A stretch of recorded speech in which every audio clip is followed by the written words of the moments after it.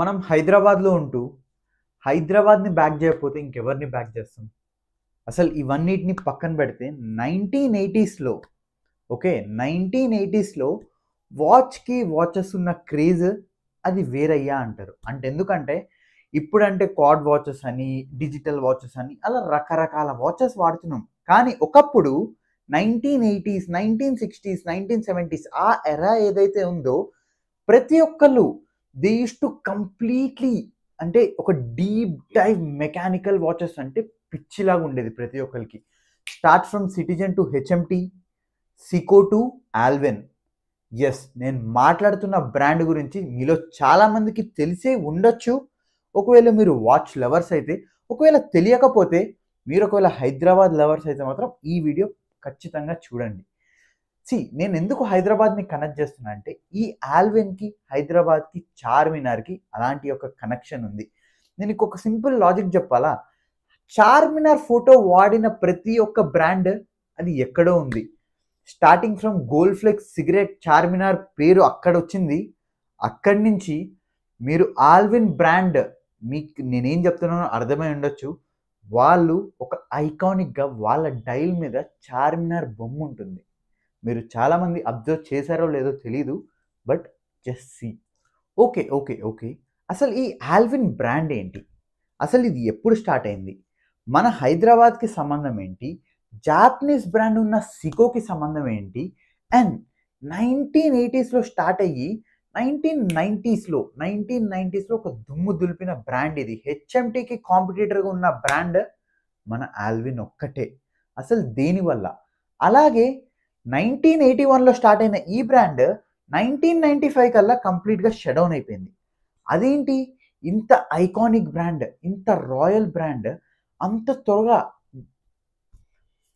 త్వరగా క్లోజ్ అవ్వడానికి ఒక కారణం ఏంటి? పాలిటిక్సా? లేదా అప్స్కిల్ అవ్వకపోవడం వల్లనా? లేదా ల్యాక్ ఆఫ్ డిజైన్ వల్లనా? ప్రతిదీ మనం క్లియర్గా మాట్లాడుకుందాం. అంతేకాదు, ఆల్విన్ అంటే చాలామంది ఓన్లీ వాచ్ మేకర్స్ అనుకుంటారు. మీకు తెలియని స్టఫ్ చాలా ఉంది. Just stay tune to the video. Let's get in to the video first.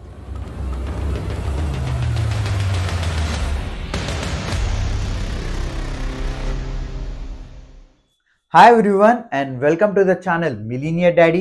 I am Pawan. So first things first, Alvin.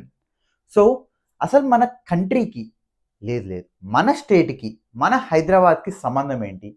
దాని తర్వాత జపాన్లో ఎక్కడో ఉన్న సీకో బ్రాండ్కి మన బ్రాండ్కి సంబంధం ఏంటి? లేదా అంత 90% మార్కెట్ షేర్ ఉన్న హెచ్ఎంటి బ్రాండ్ మన ఇండియన్ గవర్నమెంట్ బ్రాండ్కి వీళ్ళు ఒక గట్టి కాంపిటీషన్ ఎలా అయ్యారు? అసలు ఇది ప్రైవేట్ బ్రాండా లేదా స్టేట్ బ్రాండా? అసలు ఏంటి? ఇంకొకటి చెప్పా కదా, వీళ్ళు ఓన్లీ వాచ్ మేకర్స్ కాదు, వీళ్ళు వేరే డివిజన్స్లో కూడా ఉన్నారు. అది కూడా ఒక మంచి దెబ్బతీసిందనే చెప్పుకోవచ్చు ఈ బ్రాండ్కి. అసలు వెయిట్ ఎందుకు? Let's start the video. So first thing, 1942లో మన హైదరాబాద్లో స్టార్ట్ చేసిన బ్రాండ్ ఈ Allwyn. So Allwyn and co అనే ఈ బ్రాండ్ ముందుగా మెటల్ పార్టికల్స్, మన ఎలక్షన్స్కి బ్యాలెట్ బాక్సెస్ ఇవన్నీ తయారు చేసేవాళ్ళు మన ఆల్విన్ కంపెనీ. అంత బాగానే ఉంది. బట్ అసలు వాచెస్లోకి ఎలా దిగారు అంటే సింపుల్. 1960 ఎరాలో మీరు చూస్తే ఎప్పుడైతే హెచ్ఎంటి వాళ్ళు వాళ్ళ వాచెస్ లాంచ్ చేశారో మెకానికల్ వాచెస్కి చాలా క్రేజ్ ఉంది. లిటరలీ చాలా అంటే చాలా క్రేజ్. ఎందుకంటే with in span of very less time almost 90% market షేర్ని ఏ కాంపిటీటర్ అందుకోలేని విధంగా మన హెచ్ఎంటి అన్నది అక్కడ ఉంది. నౌ అంత పెద్ద గ్యాప్ ఉంది కదా మరి వాచెస్లో. సో ఆబ్వియస్గా ఆల్విన్ ఏం చేద్దాం అనుకుందంటే దాన్ని క్యాష్ చేసుకుందాం అనుకుని జాపనీస్ బ్రాండ్ అయిన సీకో బ్రాండ్స్ గురించి తెలియని వాళ్ళు ఇప్పుడు ప్రజెంట్ ఎవరూ లేరు. ఎందుకంటే దాని రాయల్టీ, దాని మనీ, దాని కాస్ట్, దాని బిల్డ్ క్వాలిటీ, దాని యొక్క mechanism it's different, right? Now వీళ్ళు ఏం చేశారంటే ఆల్విన్ బ్రాండ్ ఇంకా సీకో బ్రాండ్ ఇన్ ఏ కొలాబరేషన్తో 1982లో మన వాచ్ మెకానిజంని స్టార్ట్ చేశారు. So they became a official watch makers. So అలా స్టార్ట్ అయిన ఈ బ్రాండ్ వీళ్ళ మెయిన్ యూఎస్పి ఏంటి అంటే సింపుల్. మెకానికల్ వాచెస్ హెచ్ఎంటి వాళ్ళు చేస్తున్నారు, ఆల్విన్ వాళ్ళు చేస్తున్నారు. బట్ వీళ్ళ యొక్క స్పెషాలిటీ ఏంటి అంటే very simple, multi layering mechanism. అంటే మీరు వాచ్ని చూస్తే there will be a multi layered mechanism. మీకు వాచ్లో టైం ఉంటుంది, దానితో పాటు డేట్, ఇంకా మనకి మంత్స్ చూపిస్తుంది, వీక్స్ చూపిస్తుంది, దాని లేయర్ తర్వాత మళ్ళీ ఒక మెకానిజం రావడం. It's completely automated again. Okay, so అలా మల్టీ లేయరింగ్ మెకానిజంలో వీళ్ళు కంప్లీట్గా పాయింట్స్ అని చెప్పుకోవచ్చు. అంటే డిజైన్ వచ్చేసి కంప్లీట్ మన ఆల్విన్ వాళ్ళు చేసేవాళ్ళు, దాని యొక్క మెకానిజం వచ్చేసరికి సీకో వాళ్ళు. సో అలా కొలాబరేషన్తో స్టార్ట్ అయిన ఈ బ్రాండ్ లిటరలీ హెచ్ఎంటికి ఒక టైంలో ఒక స్ట్రైట్ కాంపిటీటర్గా నిలిచింది మన హైదరాబాద్లో. నౌ సారీ, మన ఇండియాలో. మరి హైదరాబాద్ స్పెషాలిటీ ఏంటి, అసలు హైదరాబాద్ ఇక్కడ ఎందుకు ఇంక్లైన్ అవుతుంది అంటే let me tell you know. ప్రతి వాచ్లో ఆల్విన్ యొక్క సింబల్ ఉంటుంది, ఫాస్ట్ ట్రాక్ తీసుకుంటే ఫాస్ట్ ట్రాక్ సింబల్ ఉంటుంది, రోలెక్స్కి రోలెక్స్ సింబల్ ఉంటుంది కదా, హెచ్ఎంటికి హెచ్ఎంటి సింబల్ ఉంటుంది. అలానే ఆల్విన్ వాచెస్ అన్నిటికీ పైన ఆల్విన్ బ్రాండింగ్ వచ్చి కింద మాత్రం మన చార్మినార్ స్ట్రక్చర్ ఉండేది. లిటరలీ ప్రతి వాచ్లో 85% of the watches they comes with this Charminar structure. So ఐకానిక్గా చార్మినార్ని they use to structure in every watch. So just think, ఇండియాలో ఎక్కడో నార్త్లో ఉండే వాళ్ళు వాచ్ పెట్టుకుంటే అక్కడ చార్మినార్ బొమ్మ ఉంటుంది వాళ్ళకి. మన హైదరాబాద్లో మనకు తెలియకపోతే ఎలా ఈ వాచ్ గురించి అంటే లిటరల్ నేను ఎందుకు చెప్తున్నా అంటే నేను యూట్యూబ్ మొత్తం వెతికాను అసలు ఒక్క వీడియో అయినా ఉండదా అని. ఒక్క వీడియో కూడా లేదు, కాల్స్ వస్తే మీరు చూడండి. అన్నీ ఒక 1 minute షార్ట్ ఉన్నాయి, రివ్యూస్ ఉన్నాయి తప్ప ఎవరికి అసలు ఆల్విన్ స్టోరీ ఎక్కడ పుట్టింది, ఎలా పుట్టింది అన్నది తెలుసుకోవాలని లేదా? తెలుసుకోవాలి కదా మరి. సో యా, చార్మినార్ బొమ్మ ఉండేది అండ్ వాచ్ మెకానిజం బాగుండేది. ఎందుకంటే ఆబ్వియస్గా జాపనీస్ మూమెంట్ అది, ఆబ్వియస్గా వాళ్ళ టైం గురించి ఎవరు చెప్పలేము కదా, ఇట్స్ టాప్. సో అలా స్ట్రైట్ కాంపిటీటర్గా అయింది. నౌ అసలు హైదరాబాద్కి సంబంధం ఏంటి, ఇది అసలు స్టేట్ గవర్నమెంటా లేదా ప్రైవేట్ కంపెనీ అంటే it's a private company but backed by our Nizam government in Hyderabad. అప్పట్లో Telangana state government, Andhra state government అట్లా లేవు కాబట్టి నిజాం పరిపాలించేది కాబట్టి కంప్లీట్గా నిజాం అండర్లో ఈ complete Allwyn and co brand నడిచేది. దాని తర్వాత స్టేక్స్ అన్ని మెల్లగా మెల్లగా మన నిజాం వాళ్ళు టేక్ ఓవర్ చేసుకున్నా కానీ it's still A private company, it's not a government state company. But again complete ఆ రన్ అయ్యేది గవర్నమెంటే రన్ చేసేది అని మాత్రం మనం చెప్పుకోవచ్చు. అంటే ఆల్మోస్ట్ ఆ పాలిటిక్స్ ఏవైతే నడిచేదో మన నిజాం గవర్నమెంట్ కిందే ఈ బ్రాండ్ అన్నదైతే ఉంది. అది ఇన్వెస్ట్మెంట్స్ రూపంలో కావచ్చు, లేదా ఆ వాచ్ని ఆ బ్రాండ్ని బ్యాకప్ చేయడం కానివ్వండి, వీటన్నిటికీ బ్యాక్ ఉన్నది మాత్రం నిజాం గవర్నమెంటే.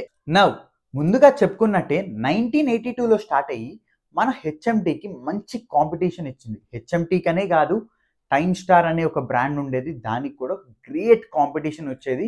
ఎందుకంటే ఆబ్వియస్గా ఆ కంపెనీ బ్రాండ్ ఇంకా ట్రస్ట్ బిల్డ్ వల్ల.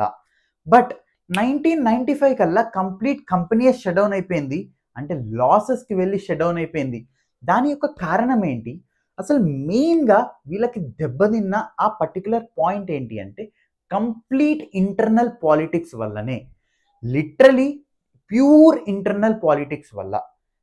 ఇంటర్నల్ పాలిటిక్స్ అంటే ఏదో పెద్ద పెద్దగా ఇవన్నీ కాదు, ఒక చిన్నదైనా ఒక చిన్న మాస్టర్ మైండ్ ఎవరన్నా ఒక్కరు స్టార్ట్ అయినా కానీ కంప్లీట్గా కరప్ట్ అయిపోతుంది ఏ కంపెనీ అయినా. అలాగే ఈ ఆల్విన్ అండ్ కో కంపెనీ కూడా అలానే కరప్ట్ అయిపోయింది.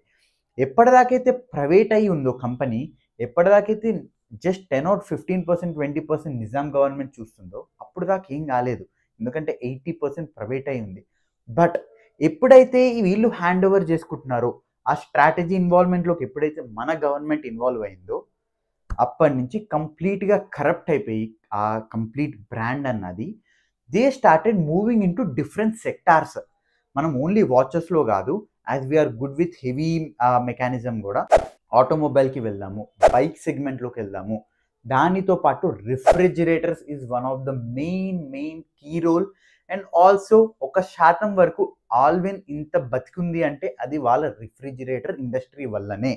ఎందుకంటే మీలో చాలామందికి తెలిసే ఉంటుంది, అప్పట్లో బాగా యూస్ చేసే ఉంటారు ఆల్విన్ రిఫ్రిజిరేటర్స్, చాలా ఫేమస్ అనమాట అప్పట్లో.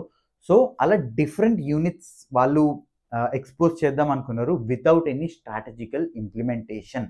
ఏదో బ్లైండ్గా అరే ఆ ఇండస్ట్రీ బాగుంది కదా అని డైరెక్ట్ దాంట్లో జంప్ అయిపోవడం, ఈ ఇండస్ట్రీ బాగుంది కదా అని దీంట్లో జంప్ అయిపోవడం, అలా ఇంటర్నల్ ఆ మేనేజ్మెంట్ కరెక్ట్గా ఉండకపోవడం వల్లనే they completely lost their market share in watches. వీటికి దీనికి తేడా ఏంటి? ఐ మీన్ అసలు దీనికి సంబంధం ఏంటి అంటే వెరీ సింపుల్. వీళ్ళకి ఎప్పటిదాకైతే ప్రాఫిట్స్లో ఉన్నాయో, వాళ్ళ ఇన్వెస్ట్మెంట్స్ ఎప్పుడైతే డబుల్ అయిపోయినాయో, ఈ మనీని తీసుకెళ్ళి రిఫ్రిజిరేటర్స్లో సగం, ఇంకా సగం వచ్చేసరికి నిసాన్ బ్రాండ్ మీకు ఐడియా ఉంది కదా, వాళ్ళతో కొలాబరేట్ అయ్యి ఆల్విన్ నిసాన్ అని కంప్లీట్ మన కమర్షియల్ వెహికల్స్ ఉంటాయి చూసారు, వ్యాన్స్ లాంటివి, అట్లాంటివి తయారు చేద్దామని ది కంప్లీట్లీ ఇన్వెస్టెడ్ R&Dకి చాలా స్పెండ్ చేశారు. నౌ తీరా పాయింట్కి వచ్చేసరికి ఏమైంది, 1990s నుంచి ఓకే 1990s నుంచి కొంచెం ఎరా అన్నది చేంజ్ అయింది. అంటే వాచెస్ లెట్స్ కన్సిడర్ 35 to 45 ఈ రేంజ్ వాళ్ళు వాడేవాళ్ళు ఇప్పటిదాకా, మెకానిజం అంటే పిచ్చి ఉండేవాళ్ళు. ఇప్పుడు కొంచెం యూత్కి అర్థమయ్యి, యూత్ ఇంట్రెస్ట్ చూపించి, యూత్కి ఏమైంది, క్వాడ్ వాచెస్ అంటే చాలా ఇష్టం, కాచ్ వాచెస్ అంటే చాలా ఇష్టం. బట్ ఆల్విన్ దగ్గర మనీ లేక, లేదా మనీ ఉన్నా కానీ మేనేజ్మెంట్ తప్పుదం వల్ల కంప్లీట్గా వీళ్ళు అసలు మెకానిజం వాచెస్ మీదే కూర్చున్నారు, ఇంకా క్వాడ్ వాచెస్కి అసలు వెళ్ళలేదు. సో ఇక్కడ ఒక మెయిన్ టర్న్ ఓవర్ అన్నది వీళ్ళకి కింద పడడం స్టార్ట్ అయింది. వెరీ సింపుల్, మెకానికల్ వాచెస్ ఏంటి అంటే ఇర్రిలవెంట్ గ్రీన్ మార్కెట్ అన్నట్టు, ఇట్స్ కంప్లీట్లీ సో గుడ్. అంటే ఎప్పటికైనా that is one of the best watches అని నా పర్టికులర్గా నాకు ఇష్టం. But every one have their own interest, right? కొంతమందికి డిజిటల్ వాచెస్ ఇష్టం, కొంతమందికి వచ్చేసరికి డిఫరెంట్ బ్యాటరీ వాచెస్ ఇష్టం, అలా కదా. సో అలా ఆ టైంలో క్వాడ్ వాచెస్ అన్నది మంచి హైలోకి వెళ్ళడం వల్ల people started investing money on quad watches. ఎందుకంటే అవి ప్రైజింగ్ చాలా తక్కువ, ఆల్సో లెస్ మెయింటెనెన్స్, జస్ట్ ఒక 1 year 2 yearsకి ఒక బ్యాటరీ మారిస్తే చాలు, అండ్ ప్రైజింగ్ చాలా తక్కువకి వస్తుంది, ఆల్మోస్ట్ 20-30% ఆఫ్ దిస్ ప్రైస్కి వచ్చేసేది. ప్రతి brand they started evolving into quad watches. మీరు టైటాన్ తీసుకోండి, లేదా బయట నుంచి వచ్చిన వేరే బ్రాండ్స్ ఉన్నాయి చూసారు, 1990లో ఎప్పుడైతే మన ఇండియా గేట్లు ఎత్తేసిందో వేరే బ్రాండ్స్ వచ్చి మీరు ఇక్కడ బిజినెస్ చేసుకోవచ్చు అని, సో ఫారెన్ బ్రాండ్స్ వచ్చి ఆల్మోస్ట్ ఆక్యుపై చేసేసిన వీళ్ళు మాత్రం అక్కడే స్ట్రక్ అయిపోయి ఆ మేనేజ్మెంట్ స్ట్రాటజికల్ డిసిషన్ తీసుకోలేక మనీ అంతా వేరే వాటి దగ్గర ఇన్వెస్ట్ చేసేసి కంప్లీట్గా వీళ్ళు మాత్రం వేరే ఈ మెకానిజం వాచెస్ మీద ఇంకా ఎక్కువ ఇంప్రూవ్మెంట్ చేయొచ్చు అని దీని మీద మనీ ఇన్వెస్ట్ చేశారు. ప్రొడక్షన్ కోసం ఐ మీన్ డిమాండ్ ఎక్కువ ఉంటుందేమో అని, సప్లై ఎక్కువ ఉండాలి అని వాచెస్ అన్ని ప్రొడక్షన్ చేసి పెట్టారు. But end of the day people దీనికి మొగ్గు చూపించలేదు, they straight away went with Titan. So Titan అన్నది వీళ్ళకు ఒక పెద్ద లాస్ అని చెప్పుకోవచ్చు. వీళ్ళకే కాదు, హెచ్ఎంటీ కూడా టైటాన్ వాళ్ళ వల్లనే కంప్లీట్గా లాస్ అయింది. సో ఆబ్వియస్గా మనం టైటాన్ని మెచ్చుకోవాలి, ఎందుకంటే దే అండర్స్టూడ్ ఇప్పుడు జనాలకి ఇది నచ్చుతుంది, వేరే డిజైన్స్ నచ్చుతున్నాయి, ట్రెడిషనల్గా కాకుండా కొంచెం ఫంకీగా నచ్చుతుందని they came up with 100 designs. ఆబ్వియస్గా వీళ్ళు మార్కెట్లో ఉంటూ సక్సెస్ఫుల్గా ఉంటూ వీళ్ళు జనాలకి ఏది ఇష్టమో అది ప్రొడ్యూస్ చేయకుండా వీళ్ళకి నచ్చినట్టు చేస్తే ఆబ్వియస్గా బ్రాండ్ అన్నది కింద పడుతుంది కదా. అదే ఇక్కడ అయింది. అది ఫస్ట్ మెయిన్ డ్రాప్ వీళ్ళ వాచెస్లో పడడం. అక్కడే ఆల్మోస్ట్ 50% రెవెన్యూ అన్నది కింద పడింది. వాళ్ళ మార్కెట్ షేర్ కూడా ఆల్మోస్ట్ 40% నుంచి 16%, 15%, 14% అలా మెల్లగా గ్రాడ్యువల్గా పడిపోవడం స్టార్ట్ అయింది. దాని తర్వాత వీళ్ళ మెయిన్ బ్యాక్డ్రాప్ ఏంటో తెలుసా, హెవీ ఇన్వెస్ట్మెంట్. వీళ్ళు కొలాబరేట్ అవ్వడానికి నిసాన్తో పెట్టిన మనీ.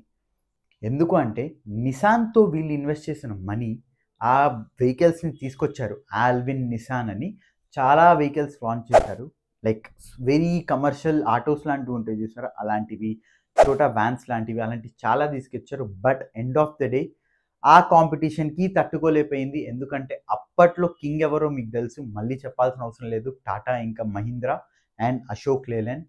లిటరలీ 3 బ్రాండ్స్ అలా స్లోగా వీటిని అసలు రానిలేదు. ఎందుకంటే వీటివి క్వాలిటీ బాగుంది, ప్రైజింగ్ చాలా ఎక్కువనే ఉంది వేరే బ్రాండ్స్తో కంపేర్ చేస్తే. సో దీంట్లో వీళ్ళు నెగ్గలేకపోయారు. సో అలా ఫస్ట్ అది సెగ్మెంట్ డ్రాప్ అయిపోయింది. దాని తర్వాత వాచెస్ కంప్లీట్గా 1995 కల్లా కంప్లీట్ షట్ డౌన్ అయిపోయింది. మిగిలింది ఏంట్రా బాబు అంటే ఓన్లీ రిఫ్రిజిరేటర్స్. సో ఈ రిఫ్రిజిరేటర్స్ బ్రాండ్ని మీ ఇళ్లలో ఇంకా ఉండే ఉంటుంది, బట్ ఆల్విన్ అనే బ్రాండ్తో కాదు. మీకు తెలిస్తే జస్ట్ ఇప్పటికిప్పుడే మీరు కమెంట్లో అయితే నాకు నోట్ చేయండి. But let me tell you, so వీళ్ళ స్టేక్స్ అన్నిటినీ, వాచెస్ మాత్రం కంప్లీట్గా షట్ డౌన్ అయిపోయింది, ఈవెన్ వెహికల్స్ కూడా షట్ డౌన్ అయిపోయింది. ఆల్విన్ వాళ్ళు ఇంకా కంప్లీట్గా డివైడ్ అయిపోయింది నిసాన్తో. ఓన్లీ నిసాన్ వెహికల్స్ అయితే వచ్చాయి కానీ ఆల్విన్ నిసాన్ అని అయితే ఆగిపోయినాయి. బట్ రిఫ్రిజిరేటర్స్ మాత్రం వీళ్ళ స్టేక్స్ అన్ని వోల్టాస్ వాళ్ళు కొనుక్కున్నారు. సో మీలో చాలామంది వోల్టాస్ ఇంకా వాడుతూనే ఉంటారు. So yeah, Allwyn is one of the part of Voltas అనమాట. సో మీకు తెలుసు ఈ విషయం, ఇప్పటిదాకా తెలియకపోతే please let me know in the comments. ఒకవేళ తెలిస్తే తెలుసు అని చెప్పండి, తెలియకపోతే తెలియదు అని చెప్పండి. యా, నేను రీసెంట్గానే తెలుసుకున్నా when I was planning to do a case study on this particular brand. ఎప్పుడైతే చూసినా then I got to know okay వీళ్ళ refrigerators Voltas one of the పార్టా అని. సో యా, వీళ్ళ మెయిన్ డ్రాబ్యాక్ వచ్చేసరికి క్లియర్ కట్ పాలిటిక్స్ వల్లనే. అంటే ఇప్పుడు లెట్స్ కన్సిడర్ ఒక 5 to 6 మేనేజ్మెంట్ పీపుల్ ఉన్నారు. వీళ్ళు ఏంటి అంటే దీంట్లో బాగుందని ఇది ఇక్కడ ఇన్వెస్ట్ చేయించారు, ఇక్కడ బాగుందని ఇక్కడ ఇన్వెస్ట్ చేయించారు. అలా ఒక స్ట్రాటజికల్ మూమెంట్ అని లేదు. ఎవరికి నచ్చినట్టు వాళ్ళు కంప్లీట్గా డిఫరెంట్ చేసుకున్నారు. దానివల్ల ఏమైంది, దీన్ని అడ్వాంటేజ్గా తీసుకొని మన టాటా, మీ అందరికీ క్లియర్గా తెలుసు ఆల్రెడీ, ఆయన ఏది పట్టుకున్న గోల్డే అన్నట్టు టైటాన్ వచ్చింది. టైటాన్ వచ్చాక కంప్లీట్ మన ఈ బ్రాండ్ వదిలేయండి, ఇది ఇంకా చిన్నది కదా, హెచ్ఎంటీ లాంటి బ్రాండే కంప్లీట్గా పడిపోయింది అంటే అర్థం చేసుకోండి. మీకు అసలు హెచ్ఎంటీ స్టోరీ తెలుసా? ఐ మీన్ ఆల్విన్ ఎంతైతే ఇంట్రెస్టింగ్ ఉందో హెచ్ఎంటీ ఇంకా ఇంట్రెస్టింగ్ ఉంటుందో. ఒకవేళ కావాలంటే జస్ట్ ఈ కింద పింగ్ చేస్తాను కమెంట్స్లో, ఒకసారి చూడండి. అండ్ ఆల్సో ఈ ఆల్విన్ బ్రాండ్ గురించి మీకు ముందుగానే తెలిస్తే let me know in the comments. నా దగ్గర అయితే ఆల్విన్ బ్రాండ్ లేదు, మా పేరెంట్స్ దగ్గర కూడా లేదు. ఒకవేళ మీ గ్రాండ్ ఫాదర్స్ దగ్గర అయినా, మీ ఫాదర్ దగ్గర అయినా, ఎవరి దగ్గర అయినా వాచ్ కలెక్ట్ చేస్తూ ఈ ఆల్విన్ బ్రాండ్ ఉంటే please do let me know. ఎందుకంటే even I didn't so like డైరెక్ట్గా నేను ఇప్పటిదాకా చూడలేదు ఆ వాచ్ని, ఎలా ఉంటుందో నాకు ఇంట్రెస్టింగ్ ఉంది చూడడానికి. So let's see. And video నచ్చితే మాత్రం సబ్స్క్రైబ్ చేసుకోండి. ఇలాంటి వీడియోస్ ఇంకా కావాలంటే మళ్ళీ నా పేజ్ని విజిట్ చేయండి. బాయ్.